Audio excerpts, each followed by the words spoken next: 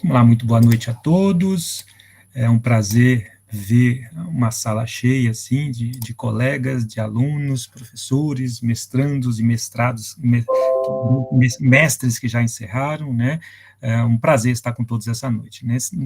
O IESB, né, no mestrado do IESB, ofertou esse semestre a disciplina Metodologia Aplicada da Pesquisa Jurídica. Nessa disciplina, temos o objetivo ali de mesclar, né, as atividades voltadas para a formulação de temas de pesquisa, mas também, né, com os aspectos práticos e complexos relacionados com a área de concentração do mestrado, né? Então, a disciplina tem ali o objetivo, né, de disponibilizar ao mestrando as ferramentas metodológicas essenciais ao desenvolvimento da pesquisa. E por se tratar, né, o nosso mestrado do IESB de matriz profissionalizante, o mestrado, então, vai investigar não apenas o direito enquanto produção bibliográfica e técnica, mas também as consequências do fenômeno jurídico e das políticas públicas na sociedade. Então, nesse sentido, faz necessário já de imediato esclarecer aqui a diferença entre o mestrado acadêmico e o mestrado profissional, né? Pois os pormenores aí de cada um, né, de um e de outro, influencia no conteúdo do produto final ali, que é a dissertação de mestrado. O mestrado acadêmico, como o nome já diz, é voltado para a vida acadêmica, foca em pesquisas, novos conhecimentos para a ciência, é uma abordagem científica de pesquisa e para a construção de novos conhecimentos. O mestrado profissional tem tudo isso, mas tem o plus, né, tem o objetivo de estudar técnicas, de processos de trabalho, de temas práticos, tem o objetivo de traduzir esses estudos científicos que a academia costuma fazer para a prática, né? Então, é mais próximo do mercado de trabalho, tem o objetivo de pesquisar ali, transferir o conhecimento feito na pesquisa para a prática do mercado de trabalho, em nosso caso, dos direitos sociais e processos reivindicatórios, né? É o lema, inclusive, do IESB há mais de 20 anos, né? Aliar teoria e prática, né? Então, a missão do mestrado profissional é de propagar esse conhecimento para o mercado de trabalho, entregar, né, na sociedade profissionais cada vez mais capacitados e com uma prática avançada e transformadora, né? Então, o ponto central da diferença entre o mestrado acadêmico e profissional é esse, e o mestrado acadêmico encerra com uma defesa da dissertação. Já o mestrado profissional tem a defesa da dissertação, tem a dissertação, né, ou seja, tem esse aporte teórico, científico, né, que vai apresentar conhecimento, mas tem o produto final, que também é chamado por alguns de artefato, né? Então, devem apresentar ali uma prática, algo que altere a realidade, um produto realmente que visa resolver problemas reais na área pesquisada. E hoje, então, vamos tratar desse tema e trouxemos aí o grande professor Fabrício, né, Castanha Lunardi, a quem eu já agradeço ter comparecido, né, agradeço ter aceito o convite para falar de tema tão importante aqui. O professor Fabrício é coordenador acadêmico e professor permanente do mestrado da Escola Nacional de Formação e Aperfeiçoamento de Magistrados, a Infam, pós-doutor em Direito pela Universidade de Coimbra, doutor e mestre em Direito pela Universidade de Brasília, bacharel em Direito pela Universidade Federal de Santa Maria, líder do Grupo de Pesquisa, Gestão e Efetividade do Judiciário, e juiz de direito aqui do Tribunal de Justiça do Distrito Federal. Eu acho que a qualificação mais importante de todas é meu amigo, né? Então, temos aqui a honra e o prazer de recebê-lo, Fabrício, sempre um parceiro, né? Um parceiro aqui, trabalhando com a gente no IESB, já não é a primeira vez que está aqui, espero que se sinta em casa e abraçado, né? Nós temos aqui, como eu disse no início, alunos da metodologia que estão iniciando o mestrado, mas eu vejo aqui, né, o Kleber de Souza, vejo o Fábio, né, que estão encerrando o mestrado, né, vão ter que aí defender o mestrado e apresentar esse produto. Vejo alguns alunos do mestrado que já se formaram e estão aqui também prestigiando a palestra, professores de graduação aqui do IESB, né, sejam todos bem-vindos, sintam-se abraçados nessa noite, e eu entrego a você, Fabrício, agora a palavra para dizer para a gente aí o que você tem para falar sobre o produto final, com toda essa experiência que você tem aí junto a Infam, junto com a academia. Sei que também teve recentemente em reuniões com o MEC sobre o mestrado profissional. Então, nos traga aí todas essas informações aí para os alunos, né, se sentirem aí abraçados com essas novas informações e que isso nos ajude bastante para finalizar. Obrigado. Então, muito boa noite a todos e a todas, né? Para mim é sempre um prazer imenso estar aqui no IESB, mais uma vez, né, com o professor Márcio Evangelista, que é um grande amigo, é um grande professor, é um grande magistrado também, e que tem realmente, eu tenho mais aprendido aqui no IESB do que trazido ensinamentos. Eu tenho aprendido muito com as dissertações que são produzidas aqui nas bancas, né? Então o IESB realmente está de parabéns por tudo que vem fazendo e realmente trazendo produtos do mestrado profissional que tem muito impacto. Essa é uma diferenciação muito interessante, que não existe na maioria dos outros países, né? Diferença entre um mestrado profissional, um mestrado acadêmico, um doutorado profissional e um doutorado acadêmico. Ao meu ver, isso se alinha com uma perspectiva que foi mudando ao longo do tempo, na medida que começou a se observar que muitos mestrados e doutorados estavam tendo baixo impacto social, né? Então, eram dissertações e teses muito teóricas e que não repercutiam em benefício na prática, né, para a sociedade. Isso foi divulgado na época, né, por várias instituições, e na sequência, a gente não pode dizer que isso foi a causa, né, da criação dos mestrados profissionais e doutorados profissionais, que são certamente há muitas causas sempre, mas me parece que o surgimento dos mestrados profissionais e, mais recentemente, dos doutorados profissionais na área do direito são decorrência desse movimento que busca fazer com que aquilo que o pesquisador faz, seja o aluno ou o professor, resulte em impacto social, né? Então, quando vocês olharem, perceberem a tabela, a ficha de avaliação diária do direito, né, para o mestrado acadêmico e para o mestrado profissional, elas são muito semelhantes, exceto na parte em que, em relação aos mestrados profissionais, os produtos técnicos têm um peso muito grande e também o impacto social tem um peso maior que a internacionalização. Isso não quer dizer que não deva ter internacionalização, quer dizer que tem um peso maior, né? Então, o que conta para um programa, né? A estrutura toda de um programa, inclusive a estrutura física, a produção do corpo docente e do corpo discente, o impacto e um terceiro bloco, que é o impacto social e internacionalização. Então, o que muda para os programas? A produção técnica, que no mestrado profissional tem um peso maior, e também a impacto social, que tem um peso maior para o mestrado profissional do que para o mestrado acadêmico, certo? O que a gente quer, né? A gente quer tudo, na verdade. O que a gente pensa quando a gente está falando, conversando com os nossos professores e com os nossos alunos? A gente quer tudo, né? Então, às vezes, a gente vê uma perspectiva vindo da própria CAPES de que o importante é que a gente tenha a adoção de critérios científicos para essas pesquisas que são feitas no mestrado profissional.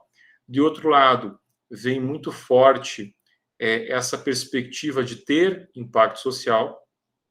E em alguns momentos, né, a gente fala também que tenha produtos tecnológicos.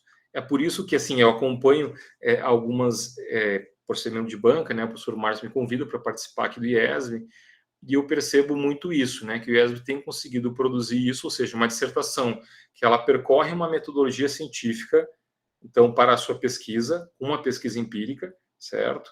E, além disso, ela tem um produto e um artefato, né, anexo a essa dissertação. Então, isso é muito interessante para nós, porque a gente não pode ter um produto só tecnológico por enquanto, talvez no futuro mude, mas, por enquanto, essa não é a direcionamento que dá a CAPES, né? Ela diz, olha, você precisa ter um produto científico, então você vai fazer uma pesquisa empírica que vai gerar impacto social, então precisa percorrer a metodologia científica, não pode ser uma pesquisa de opinião que a pessoa acha ou que ela relata, ela precisa adequar uma metodologia científica, de preferência uma pesquisa que tenha pesquisa empírica também, e além disso que isso tenha impacto social, certo? E daí também depois vem a questão do produto tecnológico e do artefato. Ou seja, aqueles que acham que o mestrado profissional ele é menos que um mestrado acadêmico é um ledo engano, porque ele precisa, além do que o mestrado acadêmico tem, ainda tem impacto social, que o mestrado acadêmico não precisa ter essa preocupação. Então, ela precisa percorrer todos os critérios, né, científicos, a metodologia científica de um mestrado acadêmico e mais de um mestrado profissional, né? Mais a impacto social que tem que ter um mestrado profissional. Isso eu acho que é um ponto muito interessante, né, para a gente iniciar. Outro ponto que me parece que é muito relevante é que tem sido muito criticado, e essa é uma coisa que a gente precisa tomar cuidado, né? Tem sido muito criticado. Tem um artigo que eu aconselho que leiam fortemente, né? Tinha aquele que é o mais conhecido, Leonardo Oliveira, que fala, não fale do Código da Hammurabi, né? Recentemente saiu um artigo na GV que diz o seguinte: não fale de Elon Musk. E aí vem falando da baixa qualidade de algumas dissertações, alguns programas, porque tem estudos apenas que são dogmáticos ou jurídicos, certo? Não é o caso da Infam e também não é o caso do IESB, de todas as dissertações que eu tenho acompanhado. Não são estudos que citam apenas doutrina e jurisprudência. Muito além disso, são estudos que buscam impacto social. Então, esse é um primeiro ponto, e isso deve estar, inclusive, no critério de seleção, né, dos alunos para o programa, quando exigem projetos de pesquisa. Por exemplo, na Infam, se não tiver impacto social, ele não passa nem na primeira fase. Se for um estudo apenas teórico, ou teórico dogmático, não passa nem na primeira fase, porque essa é uma exigência para os programas, né, que a gente tem impacto social. Então, acho que essa é uma questão interessante. A outra questão que é muito interessante, pessoal, é a gente alinhar no seguinte: todo mundo, né, que for aluno, pensar, olha, é necessário que haja uma pertinência temática deste projeto que vocês estão fazendo, seja o projeto de pesquisa, seja o projeto de intervenção na prática, seja o artefato, uma pertinência temática, uma aderência às linhas de pesquisa do mestrado, certo? Então, isso tem sido colocado muito fortemente nessa próxima avaliação da CAPES, isso vai vir muito fortemente, ou seja, quando vem uma perspectiva muito forte na avaliação da CAPES, essa perspectiva é passada pela coordenação para os professores e os professores repassam para os alunos, certo? Então, a gente precisa todo mundo agir nesse sentido, né? Então, por exemplo, eu tinha um orientando que ele pesquisava as questões da adequação dos métodos de conciliação no STF. Eu disse, olha, é uma pesquisa muito interessante, que envolve, né, algumas teorias muito interessantes, mas isso não tem pertinência com o mestrado profissional da Infam, que vai exigir que você possa pegar isso, mas adequar alguma coisa de governança, alguma coisa de inovação, né, alguma perspectiva que se adeque à linha, né, aquilo que a Infam está trazendo às linhas de pesquisa e aos projetos de pesquisa. Então, esse é um outro ponto interessante. A partir disso, você constrói naturalmente um projeto, né, que vai ter 2 produtos ali que estão sendo exigidos no mestrado profissional. Um deles é a própria dissertação, né, e depois é algo que traga impacto social.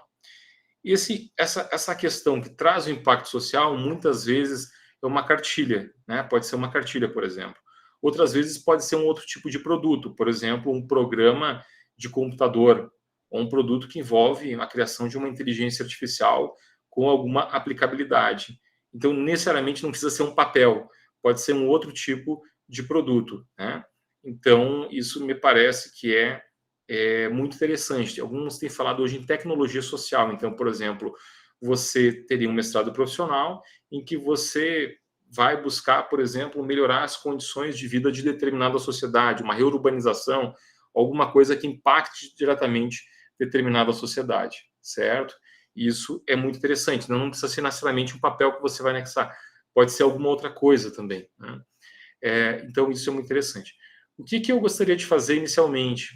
Eu acho que apresentar aquelas pesquisas que são feitas na Infam, e eu acho que a gente geraria aqui um intercâmbio de informações interessante para mostrar, olha, o que algumas pesquisas estão fazendo aqui.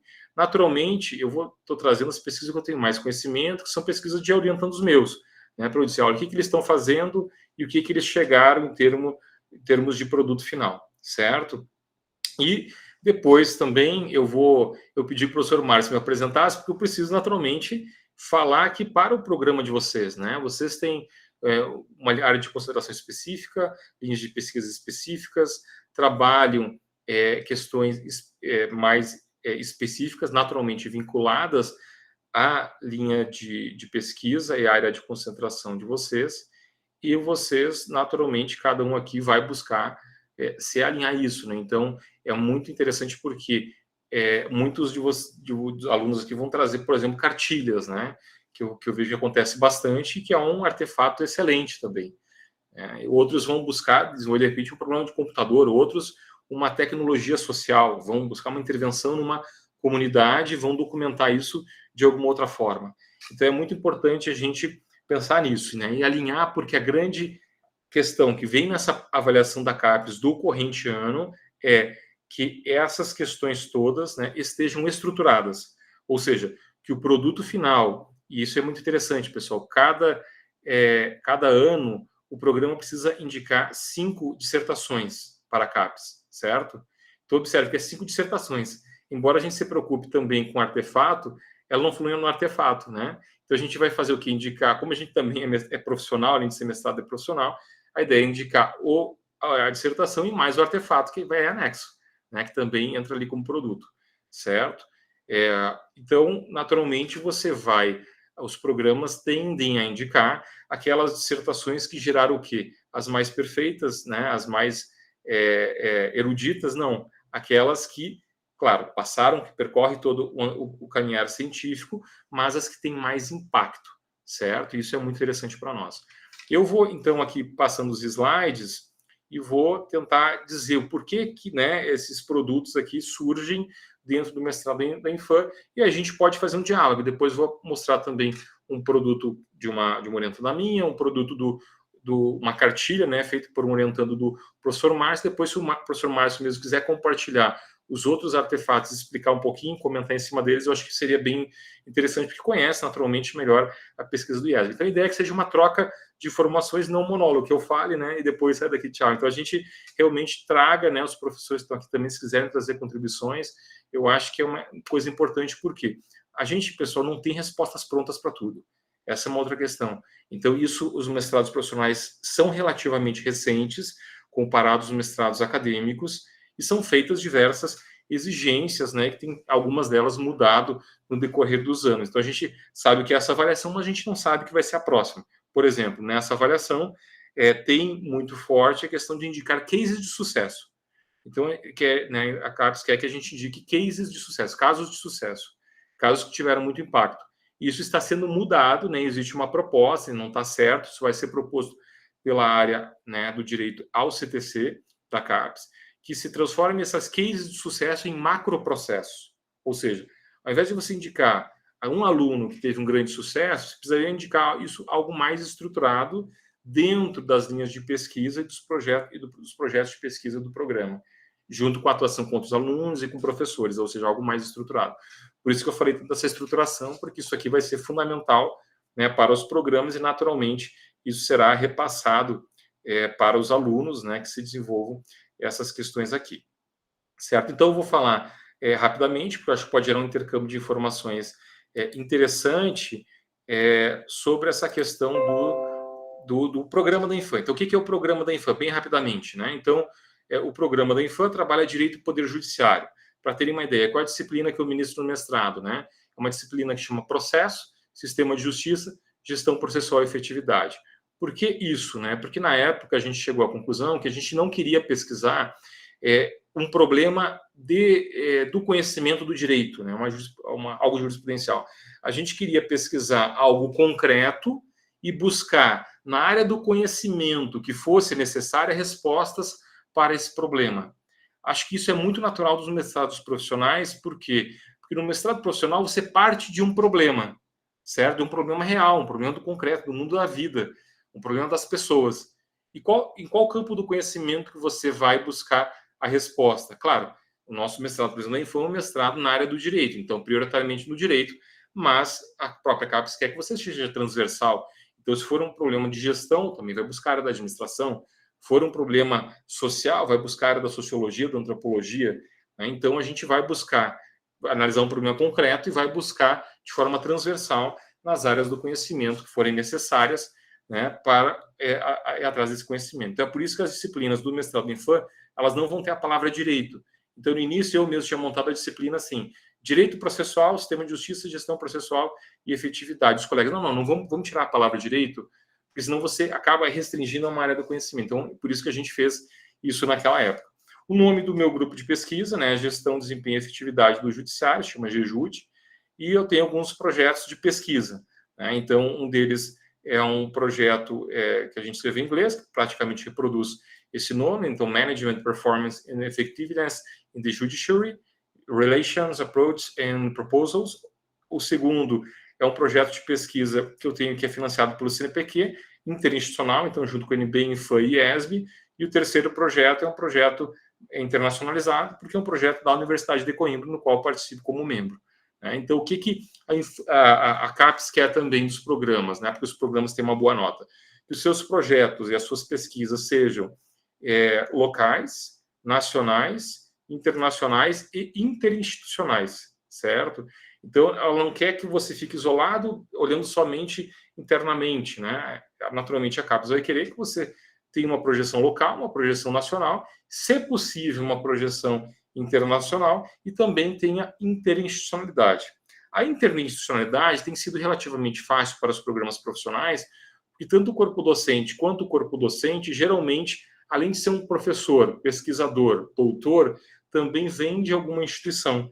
Então, essas relações, esses acordos de cooperação têm sido muito comuns entre a universidade e essas outras instituições, certo? Então, tem sido muito favorecido. Okay? Se puder colocar membros internacionais, isso agrega muito também, porque o seu projeto, além de local, né, mas tem uma abrangência mais nacional, vem alunos de outros lugares. Eu sei que a ESB tem muitos alunos, por exemplo, de Goiás também. Então, já isso mostra um caráter que não é apenas um caráter local, também tem pelo menos um caráter ali regional, um pouco mais abrangente. Né? Vocês têm relações com outras instituições, então, né, vai atendendo aquilo que a CAPES quer. Então, é importante relacionar isso também, né? A gente ter isso em mente, certo? Tem alguns livros que eu vou colocar aqui para vocês. Então, assim, é interessante que dessas pesquisas se originem produtos, certo? Então, você, por exemplo, pode pensar que vai ter um produto, um capítulo desse... Porque você precisa fazer alguma coisa com essa dissertação, né? Ou você pode publicar ela como livro, ou seja, você precisa transformar a própria dissertação num produto, né? Ou vai pegar capítulos daquela dissertação, transformar em artigo e publicar em artigo, de quales B1 para cima. Lembrem, B2 para baixo não conta para CAPES, tem que ser B1 para cima para contar para CAPES nos mestrados profissionais. Mestrados acadêmicos é só qualizar, certo? Então, vai tentar transformar aquela sua pesquisa em um artigo científico. Qual que é a vantagem dos programas profissionais? Geralmente tem pesquisa empírica, e pesquisa empírica é mais fácil de publicar do que uma pesquisa só teórico-dogmática, certo? Então, revistas de qualis elevado geralmente pedem que tenha pesquisa empírica. Você tem ali algo diferente, né? Então, é mais fácil de publicar, e depois, quando publica, também tem muito mais citações do que um artigo apenas que faz uma revisão teórica. Então, esse é um ponto interessante também, pensar que aquilo que vocês vão fazer, né, em termos de dissertação, depois também é importante transformar isso em artigos. E vamos dizer o seguinte, professor, mas eu já saí do mestrado, não sou mais aluno, como é que isso conta para o mestrado? 5 anos depois, pessoal, até 5 anos depois de saírem do programa, isso conta conta para o programa, ou seja, conta o egresso, né? O egresso até 5 anos depois conta para o programa, certo? Então, o que a gente quer, então? Que façam pesquisas estruturadas dentro das linhas de pesquisa, dentro dos projetos de pesquisa, que tenham uma dissertação, que tenham um problema concreto, que tenha, se possível, um artefato, que pense em impacto social e que depois você transforme esse seu texto de dissertação em algo publicável. Pode ser um artigo científico ou um capítulo de livro, certo? Se possível também, apresentem em congressos científicos e, se quiserem, publiquem esse trabalho como trabalho completo em análise de eventos, certo? Por quê? Porque não é só qualizar e B1 de artigo que conta. Existe uma qualificação de livro, que é a classificação L, que vai de L1 a L4.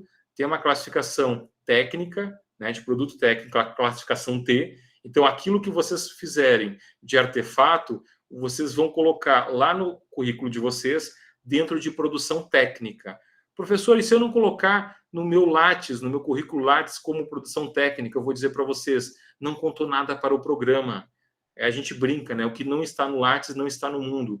Então, não adianta você ter um artefato, um produto técnico. Você precisa colocar isso no seu currículo Lattes, senão não vai contar nada para o programa, certo? Então, isso é muito importante também. E transformar também esses textos ou em artigo, em capítulo de livro ou também em trabalho completo publicado em anais de evento, que também conta numa classificação lá da CAPES, que é a classificação E, certo? Então, classificação A e até B1 conta, B2 para baixo não conta para artigo científico, classificação L para livro, produto técnico, classificação T, mas tem que colocar tudo no Lattes. Se não colocar nada no Lattes, nada vai contar para o programa, nem para vocês, certo? E outra coisa que é importante também é que trabalho completo é apresentado em anais de eventos, apresentados em eventos e publicados nos anais do evento, conta numa classificação E, certo? Então, lembre, vocês precisam ter o produto e também depois publicar, certo? O que a gente tem feito na Infam? Vamos dizer o seguinte, então vamos aqui reunir um livro da disciplina e publicar como produto final lá da disciplina. Não, pessoal, a CAPES não quer coletânea de artigos de final de disciplina, certo? Isso vai contar muito pouco. Então, seria muito interessante, né, juntarem certos artigos que em determinado tema específico e fazer naturalmente uma publicação, certo? Mas que não sejam só artigos de disciplina. Façam parcerias com outros professores de outros programas, outros alunos de outros programas. Se puder, tiverem contato com autores internacionais, coloquem dentro também, que isso internacionaliza a obra. E ainda, se possível, né, traduzem esses artigos e publiquem fora do país, que diga o que mais conta, certo? Porque vai contar em duas partes. Então, todo artigo, todo produto que ele é internacional, ele conta tanto na parte 2 lá da CAPES, que é a produção, quanto na parte de internacionalização. Então, qual que é a ideia? A gente vincular toda essa produção de dissertações, né, a produtos e vincular isso à linha de pesquisa, a projeto de pesquisa e transformar tudo isso em produtos, certo? Se fizer só o artefato final e não colocar no Lattes, por exemplo, isso não conta, certo? Lembrar sempre o impacto, ou seja, quantas pessoas e que tipo e como elas serão atingidas na prática, né? Isso é muito importante também. Lá em Infam, né, a gente fez alguns produtos, né? Então, esse produto, Gestão Processual no Tribunal do Júri, ele é um livro, mais ou menos, porque ele é um manual de gestão. Então, ele é um produto tecnológico muito interessante, porque eu escrevi o manual de gestão do Tribunal do Júri. Então, ele conta como um produto tecnológico de um grande peso, assim, né? O primeiro é um manual prático de decisões penais. Ele foi muito importante na época, foi enviado para todos os juízes, mas como produto ele não conta muito, ele é quase um material didático, certo? O outro livro, né, esse Sistema de Precedentes Brasileiro, ele conta mais porque ele é um produto que é feito dentro de um grupo de pesquisa, então não com pesquisadores do país inteiro, né? O outro, Inovação Judicial, ele vai contar mais também, porque ele tem uma internacionalidade, ele é um produto da Infam, mas não só, envolve, né, professores de outras instituições aí do país, certo? Esses dois primeiros aqui são de grupo de pesquisa, então conta mais internamente ali, e esse outro, Boas Práticas de Gestão, né, ele envolve 3 instituições, envolve a Infam, né, o professor Pedro Correia envolve a Universidade de Coimbra e o professor Miguel Romão, a Universidade de Lisboa. Então, envolve 3 instituições, 2 delas internacionais. Então, conta um pouquinho mais. Claro, se fosse publicado numa editora estrangeira, em língua estrangeira, já contaria ainda mais, né? Então, eu tenho um livro agora, Criminologia e História do X, foi publicado pela Medina de Portugal, então conta um pouquinho mais. O próximo vai ser, né, que é em inglês, tudo em inglês, e vai ser publicado pela Universidade de Coimbra. Então, tem internacionalidade, tem professores de diferentes países, tem língua estrangeira e publicado pela Universidade Estrangeira. Então, conta ainda mais para vocês, né, e para o programa, certo? Aqui eu só deixei nos slides, depois repasso para vocês, alguns artigos científicos têm pesquisa empírica, isso pode interessar ou dar alguma luz, né, e esse, como eu falei, então,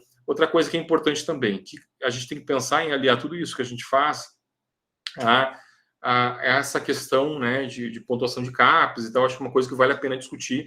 A gente está no último ano de avaliação do quadriênio, ainda está a tempo de fazer alguma coisa, né? Então, o que a CAPES fala em termos de internacionalização? Não basta você ter um artigo lá publicado com um estrangeiro, né? É bom, se possível, trazer para os projetos de pesquisa da instituição professores estrangeiros, e lá fala o seguinte: é necessário que haja fala assim, o requisito da CAPES fala assim, que haja uma relação permanente de parte relevante do corpo docente com instituições estrangeiras, certo? Então, não pode ser um artigo publicado que o estrangeiro não vai contar. não pode ser um professor só. Então, tem que ter um conjunto de professores e alunos que desenvolve, por exemplo, um seminário virtual, que é super, né, dia fácil e barato de fazer, e no ano seguinte você publica um livro, por exemplo. Depois, no ano seguinte, você faz um workshop. No outro, você pensa em um congresso. Então, né, você tem um vínculo que seja... Não adianta ter muitos vínculos com várias instituições e ter uma publicação só, um evento só. Isso não vai contar, né? Tem que ser algo mais estruturado. Então, mais de um professor, mais de um aluno, com a instituição estrangeira e pensar numa permanência ao longo do tempo, certo? Então, por exemplo, esse livro Boas Práticas de Gestão na Justiça, né, a gente fez esse livro, depois teve um congresso internacional em Lisboa, que os professores da Infam foram, depois teve essa aqui, né, em Coimbra, inclusive a apresentação do próprio livro foi na Universidade de Coimbra, né? Esse ano a gente está projetando já um outro livro, né, já foi até enviado para publicar. Esse foi publicado pela Infam, o próximo, então, pela Universidade de Coimbra, sobre transformação digital no Poder Judiciário. Então, algo que seja contínuo ao longo do tempo, né, e sempre vinculando os professores e os alunos, né. Então, as pesquisas, então, sobre as pesquisas, para terem, assim, alguma dimensão daquilo que a gente tem feito, né. Então, essa é uma aluna minha, brilhante, sim, né, agora ela é egressa, chama Lívia Borba, né. Então, eu vou tentar fazer uma espécie de storytelling, né. Eu vou contar o caso e mostrar onde essas coisas todas, elas se encaixam e o próprio produto final se encaixa. Isso tem que estar encaixado, né. O produto final não é algo pensado isoladamente, certo? Ela tem que estar encaixada dentro de todo o programa, dentro da linha de pesquisa, do projeto de pesquisa, e tem que ter aderência. Se não tiver aderência, é um produto que vai pesar contra o programa, entenderam? Como é que a CAPES tem feito aderência? Pelo menos eles falaram que assim vão fazer. Eles vão pegar o conjunto de palavras daquele trabalho e vão ver se bate, se tem correspondência com o conjunto de palavras da descrição da linha de pesquisa e do projeto de pesquisa do programa, entenderam? Então, isso é muito interessante. A aderência vai ser algo que vai ser muito cobrado dessa vez, né? Como eu falei, é cobrado para a coordenação, a coordenação passa para os professores cobram dos alunos, né? Que tem essa correspondência. Isso envolve, inclusive, a escolha das palavras-chave, certo? Por exemplo, a gente teve uma excelente dissertação de uma aluna, com excelente impacto social, que envolvia a questão do subregistro em um determinado estado. Quando a gente pegou o resumo da dissertação dela e pegava o resumo, né, a descrição da linha de pesquisa e do projeto de pesquisa, não tinha correspondência. Então, é um produto que a gente queria muito apresentar, mas talvez ela não tenha colocado as palavras-chave que estão no projeto, entendeu? Então, isso realmente começa a ser um problema, porque a gente não pode indicar aquela, né, dissertação, aquele produto para a CAPES, porque não vai ter. Então, a escolha dessas palavras e tá olhando, né, de um lado para a qualidade do produto e do outro lado para a aderência, é algo que é fundamental. Muito bem. Essa aluna se chama Lívia, né, a Lívia Borba, ela é juíza no Tribunal de Justiça de Minas Gerais, é brilhante, né, é realmente uma aluna brilhante, assim, e ela queria saber, tinha a seguinte pergunta de pesquisa: como a gente pode melhorar o desempenho da justiça, né? E, claro, pensando através do construto teórico da governança. A resposta era o seguinte, né? Parecia óbvio. Então, os alunos precisam, os juízes precisam desenvolver habilidades de gestão, certo? A gente verificou que o desempenho da justiça estava muito relacionado às competências gerenciais dos juízes. Então, a gente queria saber quais são as habilidades e competências gerenciais dos juízes que são mais importantes, que mais geram impacto, certo? O que foi feito, então? Primeiro foi feito uma pesquisa teórica, né, que envolvia análise da governança judicial e dos construtos das competências gerenciais, né, relacionadas às competências gerenciais, ou seja, quais seriam as dimensões dessas competências gerenciais. A gente elencou todas essas dimensões a partir de um levantamento de dados, certo? Então, você vai ali ver, nesse primeiro quadrante de cima, ação inovadora, gestão de pessoas e liderança, gestão de processo de trabalho judicial, ampliação do quadro de pessoal, comunicação e integração, visão sistêmica. Então, eram todas as competências gerenciais que estavam dentro daquele tribunal que a gente ia pesquisar, que é o Tribunal de Justiça de Minas, né? No entanto, depois a gente fez uma pesquisa empírica. Então, foi feita entrevista, certo? Entrevista com as pessoas, né? E dentro de uma unidade judicial que teve muito impacto. Então, a gente fez entrevistas. Quais das competências gerenciais que mais sobressaíram? A gente viu que era liderança, gestão de pessoas e gestão de processos. Muito bem.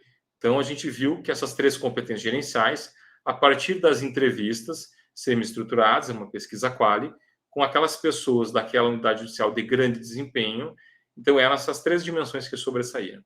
Muito bem, eu não posso chegar para vocês e falar que isso é o mais importante com base em uma pesquisa realizada numa única vara. A gente precisaria ter uma amostra muito maior, a gente tinha que fazer uma pesquisa muito maior, muito mais ampla, e então foram 130 e poucas varas de todo o estado de Minas, que foram enviados, então, formulários com uma escala de Likert de 1 a 5, ou seja, a gente queria fazer uma pesquisa quantitativa, né, uma pesquisa quant agora, então, e com formulários. Então, uma pesquisa quant com formulários. E essa pesquisa foi muito interessante, porque depois, naturalmente, a gente precisou de um estatístico para ver se a gente tinha uma representatividade a partir da amostra e tudo, e fez umas análises estatísticas, a gente realmente conseguiu verificar que essas eram as competências gerenciais mais importantes. E conseguimos relacionar elas, inclusive, a tudo aquilo que as pessoas falavam nesses formulários. A gente analisava a produtividade da vara onde ela estava vinculada. E a gente conseguiu realmente fazer a relação entre as competências gerenciais e quanto mais o juiz exercia gestão de pessoas, gestão de processo, liderança, na percepção das pessoas que trabalhavam nessa unidade, maior realmente, quando a gente pegava os dados da unidade, melhor era o desempenho da unidade. Então, foi muito interessante a pesquisa, porque a gente conseguiu fazer a pesquisa quali e depois fazer uma pesquisa quant que validou a pesquisa quali, porque realmente os dados batiam, né? Quanto maior era a percepção das pessoas de que o juiz exercia liderança, gestão de pessoas e gestão de processo, realmente melhor eram os dados de desempenho da respectiva unidade. Quanto menos o juiz exercia gestão de pessoas, liderança e gestão de processo, menor era a produtividade da vara, certo? E daí, esses outros gráficos aqui são gráficos de correlação que a gente fez com base num programa de estatística que chama Atlas TI, né? Que é um programa, enfim, que tem uma licença paga e tal, né? Para quem não quiser pagar a licença também tem um outro programa chamado Iramutec, né? Com QEmudo no final, Iramutec com QEmudo. Ele é um pouco mais difícil, mas é um programa gratuito, certo? Então, isso foi muito interessante. Qual foi o impacto que isso trouxe? A partir dessa pesquisa, foi montado um grupo que a gente viu, olha, para a gente melhorar o desempenho do judiciário, a gente precisa melhorar as competências gerenciais. Quais são as mais importantes? São essas 3 aqui. A partir disso, foi montado um grupo de trabalho da Infam que objetivava 2 coisas: colocar na formação inicial e continuada de todos os magistrados, né, do país a obrigatoriedade de cursos de gestão que envolvesse gestão estratégica, gestão de pessoas, gestão de processos, certo? Isso foi aprovado, né, e entrou na regulamentação da Infam que é obrigatória, né, esse curso, essa matéria de gestão dentro da formação inicial e também da formação continuada. A outra proposta era a alteração do próprio concurso CNJ, para que isso constasse lá, mas isso acabou por uma questão, né, que naturalmente já existem muitas matérias, já tinham entrado outras matérias, acabou não sendo levado à frente. Então, isso não é obrigatório para concurso público, mas na formação inicial e continuada, que isso dependia, né, da Infam, isso foi aprovado, certo? Então, gerou um grande impacto, né? Esse é o impacto que a gente queria, né? E realmente esse estudo gerou um grupo de trabalho que gerou esse impacto, certo? Os produtos, né? O primeiro artigo a gente publicou numa revista também com Qualizar, o segundo foi publicado essa semana na revista de Direito GV, né, que tem Qualizar 1 e tal, foi publicado inclusive em inglês, e o terceiro artigo a gente está finalizando, um artigo em inglês publicado numa revista internacional. Esse outro aqui, pessoal, é muito interessante essa pesquisa, porque eu acho que vai tocar na realidade de muitos alunos aqui. É muito comum que o aluno do mestrado profissional, ele pesquise a própria realidade, certo? Ele gosta de pesquisar a própria realidade, a própria vara, a própria unidade. Só que muitas vezes é difícil você se colocar num lugar de pesquisador pesquisando a própria unidade, porque é difícil enxergar os próprios defeitos, né? Então, essa pesquisa acho que se conecta com muito do que vocês fazem já. Então, essa metodologia é muito interessante, porque envolve uma metodologia que a gente chama de pesquisa-ação. O que ela queria saber? Essa aluna chama Michele Amorim, né? É também aluna brilhante, é juíza no Maranhão, juíza de direito no Maranhão. Ela estava na unidade dela, e ela aplicou determinadas metodologias ágeis, certo? Entre as metodologias o Canvas, né, o Kanban, e também fez, se não me engano, o Scrum, né? Eram 3 metodologias ágeis. Ela aplicou. Ela observou que na unidade dela, ela teve uma melhoria muito grande do desempenho em razão da aplicação dessas metodologias ágeis, certo? E a gente queria saber, poxa, mas será que isso daria certo em outras unidades judiciais? Então, naturalmente, esse capítulo que ela publica, observando a própria unidade, era muito difícil, né, de publicar isso, pela própria identificação do pesquisador, né? Colocar num sistema que é duplo cego, né, e a de avaliação por pares seria muito difícil, ela não falar que ela é a juíza da unidade pesquisada, né? Então, a gente falou, olha, isso que depois vai publicar como relatório técnico, mas a gente precisa fazer o seguinte, testar se a adoção dessas metodologias ágeis, o Canvas, o Kanban e o Scrum, em outras unidades judiciais, se ela também melhoraria o desempenho. O que a gente fez, então? Ela conseguiu selecionar 4 unidades judiciais no tribunal dela, né, e deu treinamento para os juízes e servidores dessas unidades sobre essas metodologias ágeis, né, que são metodologias utilizadas em empresas, certo?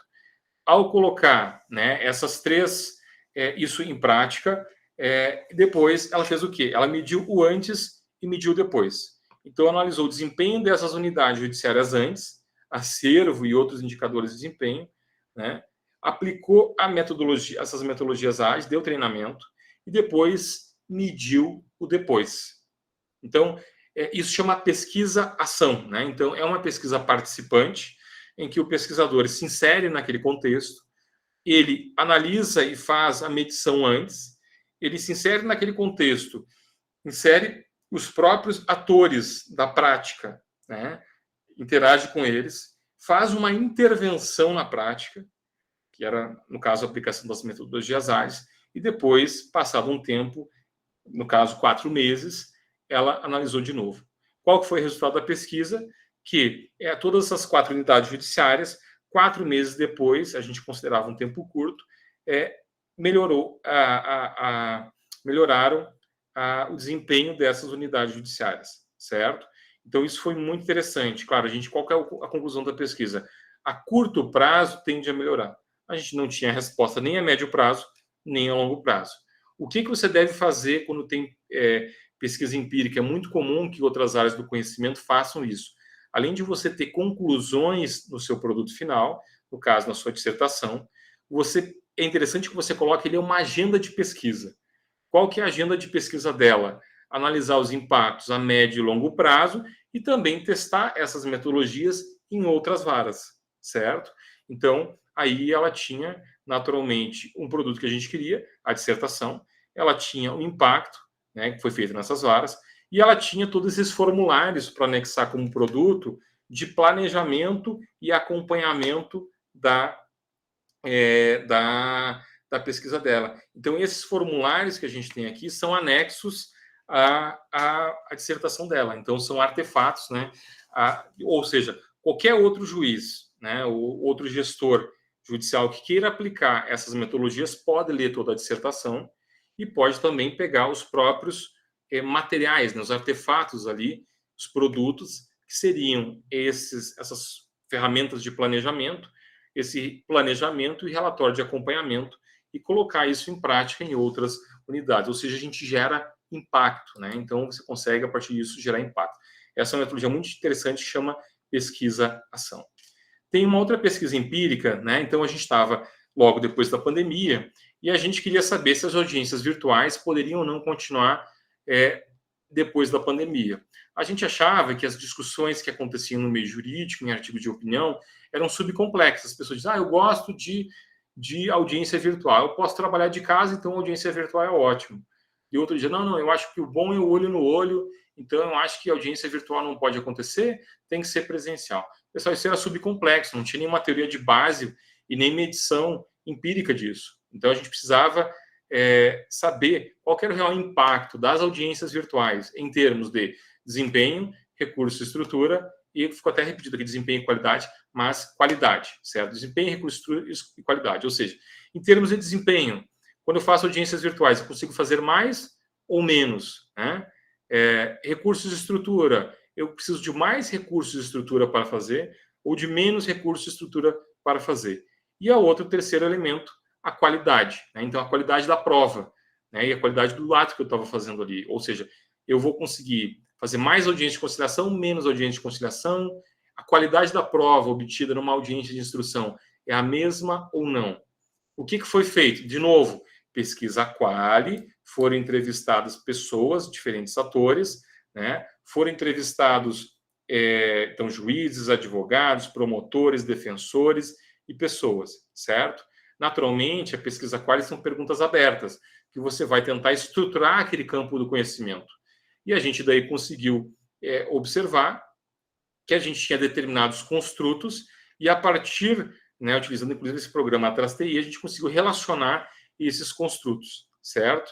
Como eles se relacionavam. E na sequência a gente fez uma pesquisa daí quantitativa, então eram formulários distribuídos por um grande número de pessoas em que eles respondiam também com uma escala Likert, ou Likert, de 1 a 5, né? Se aquilo era melhor ou pior, né? Se ele avaliava melhor ou pior cada uma das questões que ali estavam envolvidas. E daí a gente, naturalmente, conseguiu ter um produto final, que era uma dissertação, com alguns encaminhamentos para aperfeiçoar o sistema de audiências virtuais, né? Essa é uma outra orientanda, né? É a Ana Guiar, que é também foi nossa orientanda, enfim, e ela é realmente excepcional também. Ela é a atual gestora de dados do Poder Judiciário, do DataJud, e a pesquisa dela era exatamente sobre aquilo que ela vivencia, né? Ela queria saber como melhorar a gestão de dados na Justiça e quais decisões estratégicas poderiam ser tomadas a partir desses dados. Então, da mesma forma, ela queria aprimorar a própria realidade, né, da apresentação, da colheita desses dados e da apresentação desses dados para o Poder Judiciário, para a sociedade em geral, para que fossem tomadas decisões estratégicas, né? Então, que tipo de pesquisa, né, foi feita? Primeiro, naturalmente, tem que ter sempre a pesquisa em direito, tem que ter uma abordagem teórica. Foi feita uma revisão de literatura, certo? Na sequência, foi feita um levantamento de dados, então dados de todos os tribunais foram levantados, todos os tribunais estaduais, 27 tribunais estaduais foram levantados, e depois foi feita pesquisa empírica, né, perguntando para os magistrados, porque a gente queria saber a gestão de dados, não do ponto de vista de quem faz o dado, mas do usuário, daquele que usa o dado para fazer a gestão, né? Então, ela entrevistou juízes e perguntou como eles utilizavam, o que eles sentiam falta, quais os pontos positivos e os pontos negativos desses painéis de business intelligence que agrupavam esses dados, né? Então, isso foi muito interessante, né? A gente conseguiu observar que a partir desses conjuntos de entrevistas, colocamos no programa Atlas TI, aqui ficou pequenininho, por isso que eu coloquei mais à direita para vocês observarem, né? Então, pesquisava as dimensões accountability e desempenho dentro da gestão de dados e governança judicial. E os construtos ou dimensões que foram encontrados nessa pesquisa empírica foram planejamento, acompanhamento e controle, que é um procedimento da administração, de qualquer, né, coisa da administração tem planejamento, acompanhamento e controle, então, ou seja, dos dados e indicadores que eram mais utilizados, porque você vai ter muitos dados, mas você não precisa apresentar nos painéis de BI, de Business Intelligence, todos esses dados.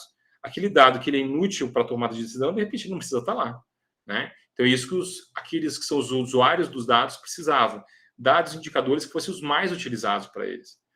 Em quarto lugar, a usabilidade dos dados e indicadores.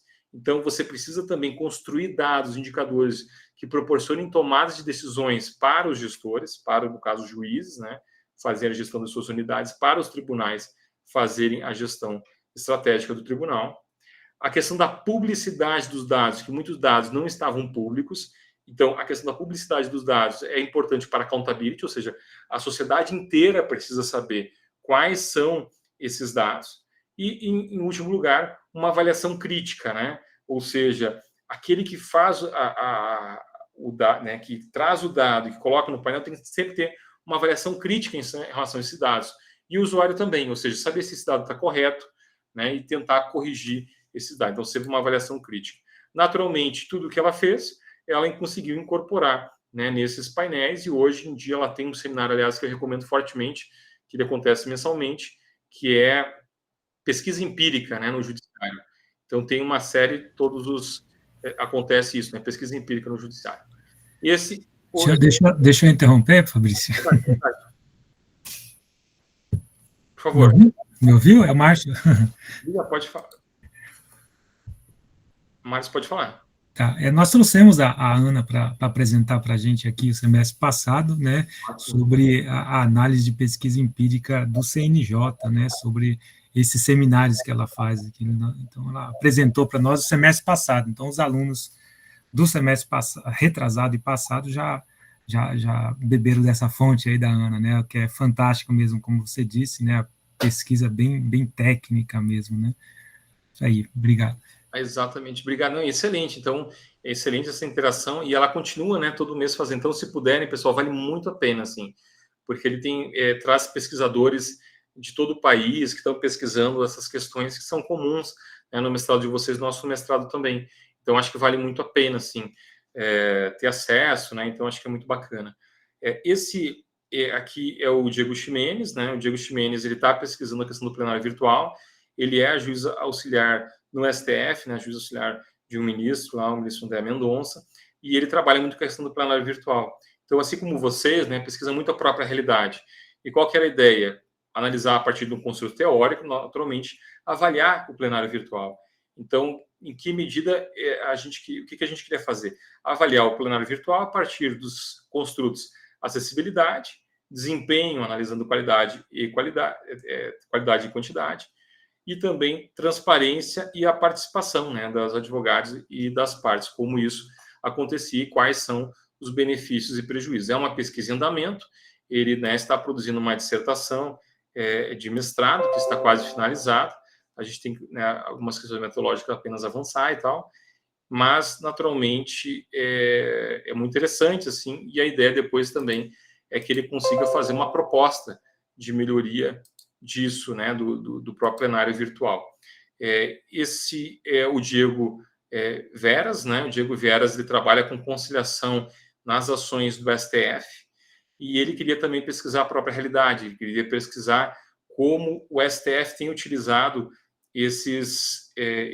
essa metodologia, né, de autocomposição nos processos da STF. Naturalmente, que lá envolve direitos e interesses de muitas pessoas, então não é analisar a autocomposição entre duas pessoas, né? Ele tinha que chamar toda a sociedade, órgãos de governo, Congresso Nacional e todo mundo, e a ideia é que no final não seja uma decisão imposta pelo STF, seja uma decisão construída por os diferentes atores de toda a sociedade, e essa decisão origine, por exemplo, um projeto de lei, né? Que não seja uma imposição do STF nesses casos, mas sim, né? E a ideia então vem aqui muito de governança colaborativa e cocriação, que são os construtos que, né, ele traz. Então, naturalmente, a gente vai chegar no final, vai ter uma proposta de melhoria e também um produto com muito impacto, né? Ele é auxiliar do ministro Gilmar Mendes, né? Muito bem. Essa outra situação aqui, ela tem muito mais voltada para a sociedade, né? Então, esses são dois orientandos atuais que eu tenho, Beatriz e José Filho. A Beatriz está no Conselho Nacional de Justiça como juiz auxiliar, trabalha muito a questão do acesso à justiça, e o José Filho também, né? Então, o que foi a primeira pesquisa que eles fizeram, né? Que a gente trabalhou junto. Então, acesso à justiça de pessoas vulneráveis no meio da Amazônia, certo? Quais foram os construtos que a gente achou? Não vou listar todos aqui, mas a gente achou construtos relacionados ao acesso à justiça e também à governança digital no judiciário. A gente queria saber em que medida as novas tecnologias podem auxiliar essa população que está no meio da Amazônia a ter acesso a direitos básicos. Pessoal, para vocês terem uma ideia, eu vou passar aqui na frente, as pessoas não tinham certidão de nascimento, aos 40, 70 anos. Não tinham, então, pensar assim, nos benefícios assistenciais, né? Nem pensar, né? Assim, as pessoas nem existiam para o Estado. Elas não tinham nem certidão de nascimento, né? E nessa pesquisa que foi feita, esse aqui é o José Filho, né? Ele está com cocara de indígena, né? Porque ele se integra na comunidade, ia fazer os casamentos civis, e o chefe da tribo, né? Da tribo Waiwai, diz assim para ele: olha, o casamento aqui só é válido se você pronunciar as palavras do casamento na linguagem Waiwai. E daí, né, ele tem como escrever para mim? Só tem. Então, beleza. Ele vai e faz o casamento civil, né, com todo o ritual, todo o rito que tem que ter da lei civil, mas no momento lá ele pergunta, também na linguagem indígena Waiwai, como, né, fazer aquele casamento. E daí essas são as dimensões, né, para tentar resumir assim mais rápido, para proporcionar um diálogo aqui ao final, as dimensões que a gente encontrou do acesso à justiça. Quais eram as questões, né? A questão de recursos e estrutura, tinham barreiras geográficas imensas. Para ter uma noção, o que a gente está pesquisando hoje em dia lá, Oriximiná tem 106 mil quilômetros quadrados, Portugal tem 92 mil quilômetros quadrados. Então, é um município inteiro de floresta e rio, em que o grande acesso se dá pelo rio, que não tem transporte público. Eu fui fazer uma pesquisa empírica lá dentro, a gente demorou 30 horas de barco para chegar, para terem uma ideia. E em comunidades, as que eu fui eram quilombolas indígenas. E as pessoas, de novo, não tinham acesso básico. A última vez que o judiciário, essa ação itinerante, apareceu lá foi há 19 anos atrás. Né? 19 anos atrás, as pessoas não tinham certidão de nascimento, não tinham nada. Então, a gente está no meio de uma comunidade, já foram atendidas por esse projeto, né? Então, questões, barreiras que a gente tinha ali, né? Barreira geográfica, sinal de internet, infraestrutura energética e ausência de poder público, né? Os facilitadores, associações público-privadas, ações de justiça itinerante, que ia até as pessoas, e pontos de inclusão digital, os PIDs, né? Então, esse aqui é um card da ação a realizada, Ação Cidadania. Esse é um barco da prefeitura que vai até as localidades, vai 100 pessoas junto com a Justiça, Defensoria Pública, Ministério Público, Tabelionato, Justiça Eleitoral. Então, vai todo mundo, né? Ficam uma semana. É uma situação muito assim difícil, né? Alguns dormem em rede, outros têm, por exemplo, eu fiquei no quarto VIP, né? O quarto VIP é um quarto bem pequeno, com 4 camas beliche, assim, bem, né, amontoadas, e o barco fica tremendo, com o barulho do gerador a noite inteira e balançando, né? Então, realmente, é uma situação para quem vai muito desgastante, difícil, né? Aqui, para ter noção do tamanho do Oriximiná, no meio da Amazônia, né? Então, e aqui, né, é rio e floresta, tudo, e aqui a população chegando e sendo atendida, né, e com todo respeito, né, e respeito às tradições, respeito às pessoas, né, os casamentos sendo ali realizados, né, as pessoas acham que lá não tem equipamentos eletrônicos têm, os problemas são outros, são acesso à internet e também eletricidade, né, então, realmente ali impacto a sociedade, e aí a gente tem um produto que não é um artefato, não é eventualmente uma cartilha, mas a gente tem ali, né, inclusive divulgado em sites e tudo mais, já quase 20 mil, tem 19.500 pessoas atendidas que não tinham nenhuma certidão de nascimento e hoje conseguem ter acesso à certidão de nascimento, a título de eleitor, conseguem fazer o casamento civil, são instalados pontos de inclusão digital lá, nessas comunidades, então conseguem, a partir dali, conseguir ter acesso a direitos básicos, né? E o próprio Poder Judiciário coloca disponível esse ponto de inclusão digital com computador e o treinamento de um líder comunitário, outros serviços, como as próprias consultas que os médicos vão aí realizam durante essa ação cidadania, as pessoas depois lá, elas realmente não, elas precisam ter a continuidade disso, né? Então, realmente, a gente observa que os mestrados profissionais têm um grande impacto. Por exemplo, só para dar um exemplo, pessoal, o José, ele entrou, como vários alunos do mestrado profissional, acredito que entram, com um pensamento, uma formação jurídica, né? Isso eu falo porque o José sempre repete isso, né? É um excelente juiz, ainda muito humilde, assim, no sentido de ele tem muito conhecimento, mas ele é muito grato por tudo que, né, as pessoas, que ele se conecta muito com as pessoas, né? Ele diz assim, o seguinte, ele sempre fala isso, né? Ele chegou na minha aula como aluno especial, ele disse, eu queria fazer um projeto sobre acordo de não persecução penal na área penal. Não tem nada contra, né, pessoal? Seria um excelente projeto. Mas ele está no meio da Amazônia e fazendo muita diferença na vida das pessoas. E eu falei assim, José, você está no meio da Amazônia fazendo muita diferença na vida das pessoas. E você tem um ouro na mão em termos de pesquisa. Então vá pesquisar acesso à justiça dessa população vulnerável. Porque isso vai gerar muito mais impacto e vai ter muito mais interesse para o mestrado profissional. Não deu outra. Ele pesquisou isso, entrou no programa de mestrado, com uma das maiores notas, né, dos alunos, e está fazendo essa pesquisa que, para terem uma ideia, eu faço uma pesquisa, aquela que eu mostrei, que é financiada pelo CNPq, com vários pesquisadores top, assim, com quase 100 pesquisadores e alunos, né? E a pesquisa dele foi selecionada pelo CNPq, essa pesquisa, conjunto de pesquisa, né, que a gente faz, eu, ele e Beatriz, foi selecionado pelo CNPq para ser divulgado no site do CNPq. Então, para ver assim, o impacto que isso gera, né, na vida das pessoas e como isso é importante. E eu acho que isso é meio a cara do mestrado profissional. Quando eu vim aqui, né, às vezes que eu vim aqui, e eu, né, tive a oportunidade de ser banca aqui